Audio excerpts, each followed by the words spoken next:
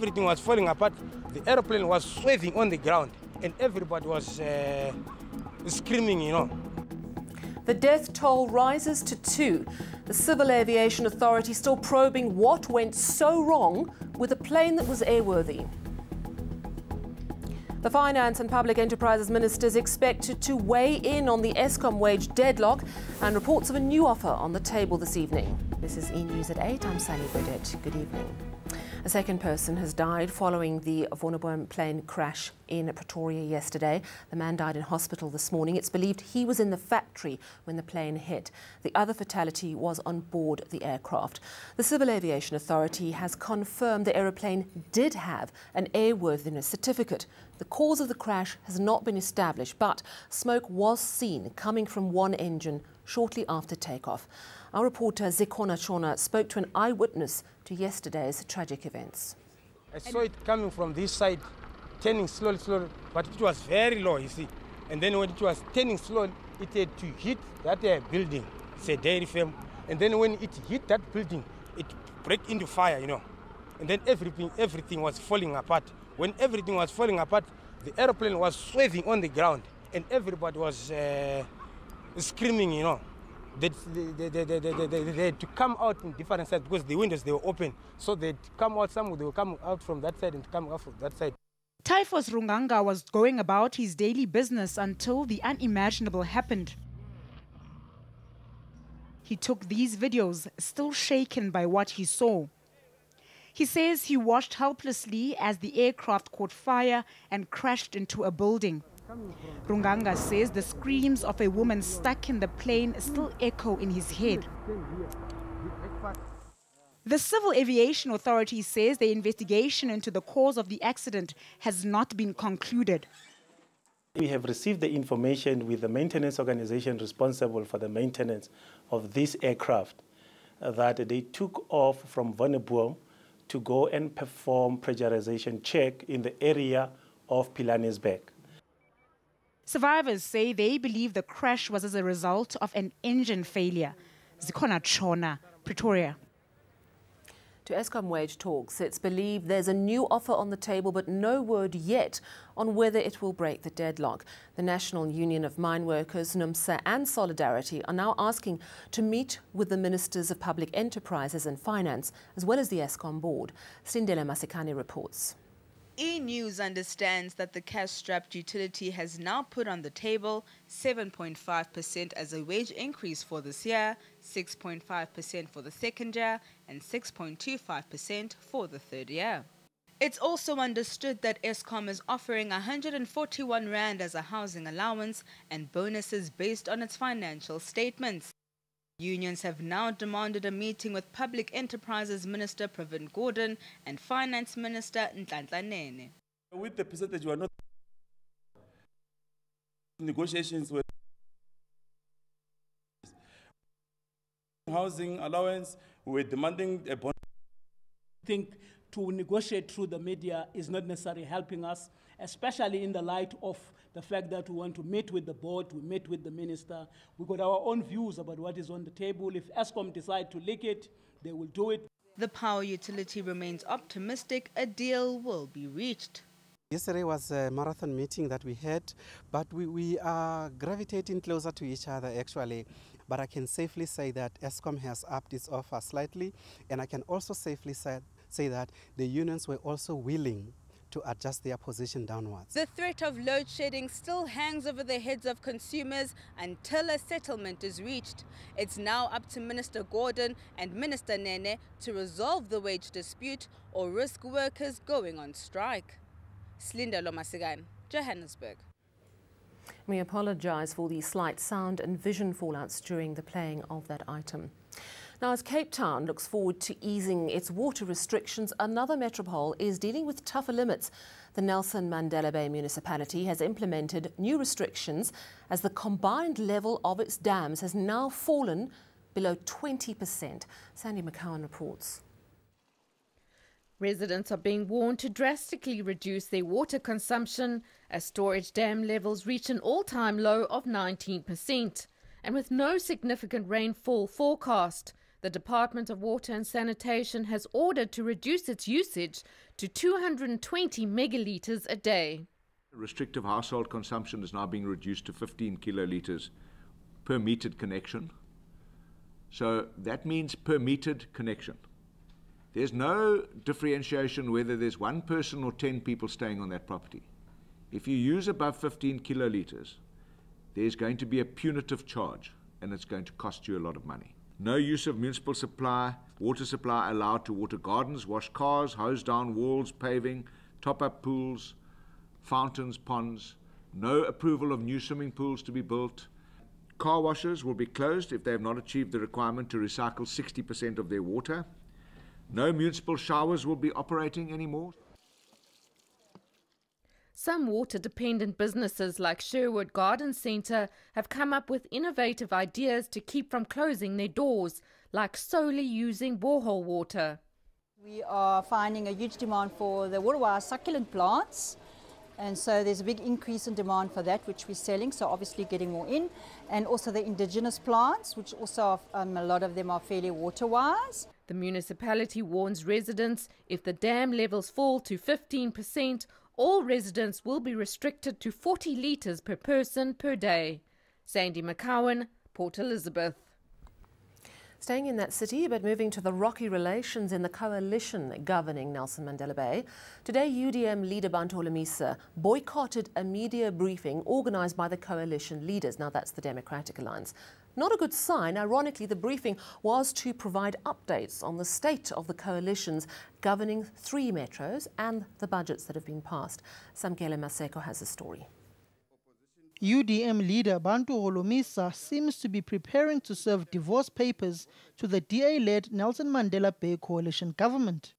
Holomisa says UDM councillor and former deputy mayor Mongameli Bobane is owed an apology by the DA. Mayor Ethel Trollip last year accused Bobane of corruption. Holomisa says Bobane has been cleared of any wrongdoing and he won't sit alongside the DA until its leaders apologize. We did agree that an inquiry be done. It was conducted. They even appointed PwC to do an investigation. That investigation, as everybody knows, found nothing on Bobane. All I said to him then, we will only come to sit in a meeting of coalition with you when you have apologized. Maimane was not clear on the state of the DA-led coalition in Nelson Mandela Bay, but says he's communicated with Holomisa about Bobane. As far as the general is concerned, we are not in any, the UDM have not pulled out of the coalition. We're working well together in Joburg, we're working together in Tshwane, and I think as far as scheduling and Nelson Mandela Bay, it's no secret. Councillor Bobane votes with the ANC. Some of the Metro's smaller coalition partners say working together hasn't been easy. Citing this press briefing was one example. They say they were merely informed it would take place without being able to offer much input. Samkele Maseko, Johannesburg. The shocking state of some of the minibus taxis on Johannesburg roads was brought to light today. Joburg Metro Police Department impounded over 35 vehicles on the city's Jan Smuts Avenue this morning. Now, so far this year, over 500 taxis have been impounded in the city. Kayelihle Kumalo reports. This is just one of the minibus taxis impounded by the Johannesburg Metro Police in an early morning blitz. This taxi was on the verge of falling apart with a newspaper clipping pasted up instead of a valid license disc. We can't allow vehicles like this on the road to ferry passengers on a daily basis. People's lives are at risk. The JMPD has also been at pains to make it clear that Operation Boyamteto is not targeting taxi operators. Instead, it's aimed at curbing road fatalities. The reason for this Operation Boyamteto is the safety of the community and the safety of commuters. The taxi industry is crucial to the country's economy as it ferries over 1.2 million commuters a day countrywide. some of the taxis are not in a good condition. Some of the taxis, but many of them they're on good condition. That's why I say, remember to what we're saying to you, gentlemen. Say, we are waiting for the people, GMPD, to talk and discuss about these things. These are some of the vehicles that have been impounded by the GMPD. Some taxi operators say it's been such a huge financial loss from their side, but authorities say it's all about making sure that the country's laws are strictly adhered to. Kailihle Kumalo, Johannesburg. Still ahead on eNews, the cave in Thailand, where 12 boys and their coach were miraculously rescued, is set to become a tourist destination and living museum.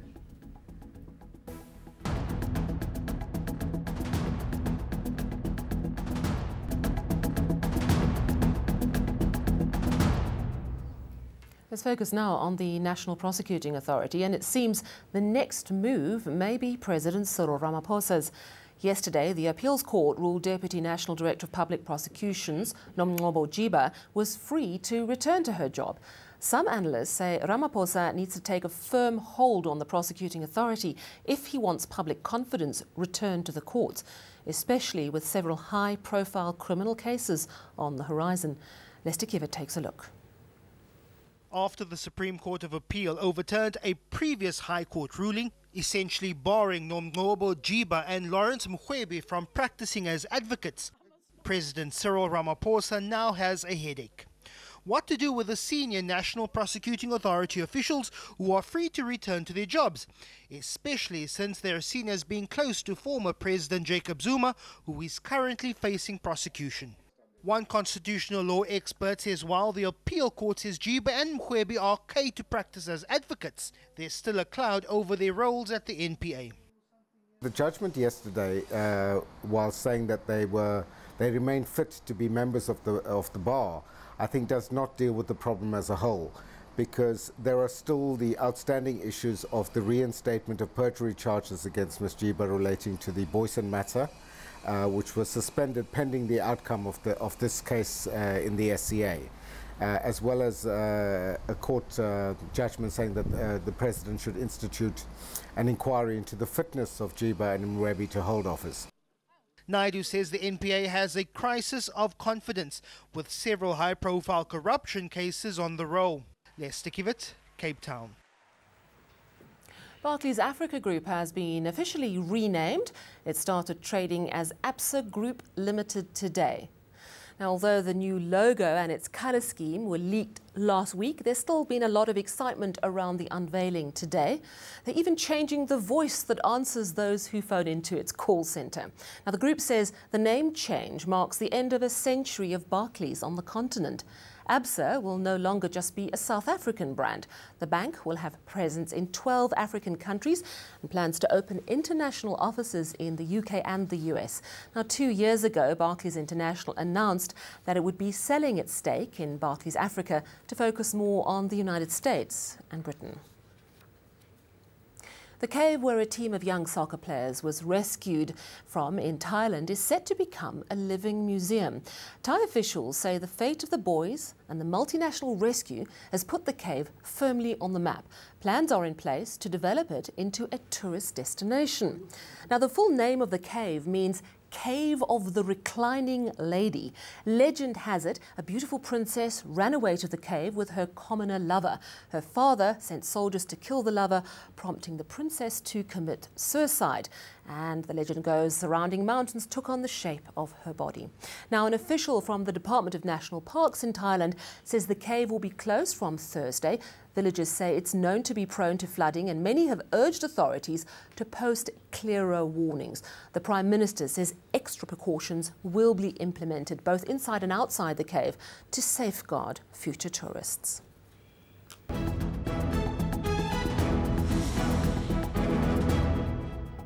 Let's recap your top stories now. The aeroplane was swerving on the ground and everybody was screaming, you know. The death toll rises to 2. The Civil Aviation Authority still probing what went so wrong with a plane that was airworthy. Finance and Public Enterprises Minister is expected to weigh in on the Eskom wage deadlock and reports of a new offer on the table this evening. After the break, we've got all your weather details, and then a Hollywood studio proposes a skyway that will travel all the way up to the Hollywood sign.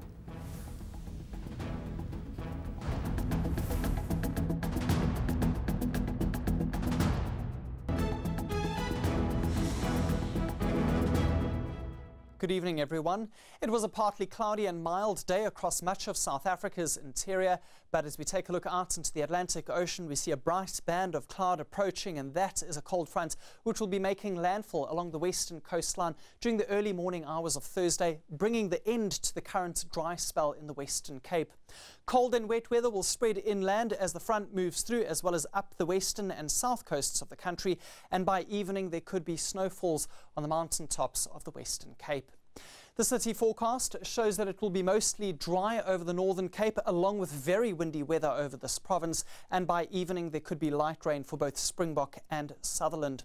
The wet weather starts up before sunrise for Cape Town, spreading towards the Cape Winelands, as well as over much of the rest of the province by late afternoon. In the Eastern Cape, ahead of the cold front, there'll be berg winds along the coastline once again, 29 degrees as a maximum temperature all across the Wild Coast. And for KwaZulu-Natal, it's going to be a sunny Thursday, and along with that, temperatures will once again climb into the mid-20s. Staying in the high teens in the afternoon for much of the Mpumalanga Highveld, where it will be a partly cloudy day, and there will also be some cloud cover in Limpopo, but temperatures in this province have normalised over the last few days. It's also going to be a mild day in the northwest, 21 as a maximum for Mahikeng, and overnight temperatures managed to stay above freezing for the meantime. Not too bad in the Free State as well. Partly cloudy for Bloemfontein. You start off at 5 degrees and climb to a high of 20. And finally, for Gauteng, mostly sunny skies, but there will be some cloud once again over the province, and a 20-degree maximum temperature is expected for Johannesburg as well as Vereeniging. Heading into Friday, the cold front moves a little bit further inland. Showers and thunderstorms extend from the Northern Cape into the Eastern Cape later on, but for the meantime, KZN stays dry, but that does change on Saturday. Cooler and wet weather in that province, and there could be a few thunder showers onto the Highveld.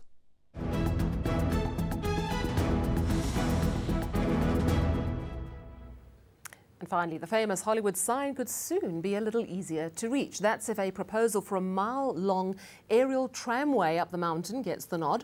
Warner Brothers has announced details of a plan to build a tramway from its Burbank film lot up the sides of Mount Lee to the sign. Now, the studio will pay for the design, construction, operation and maintenance of the proposed Hollywood Skyway.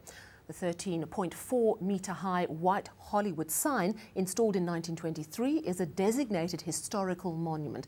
Now, at the moment, the only way to get close to the sign is a rugged, tough hike from nearby Griffith Park.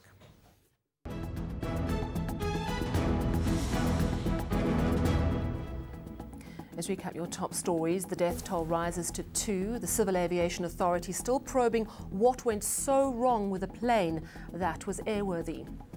And that's your news. Take care. Good night.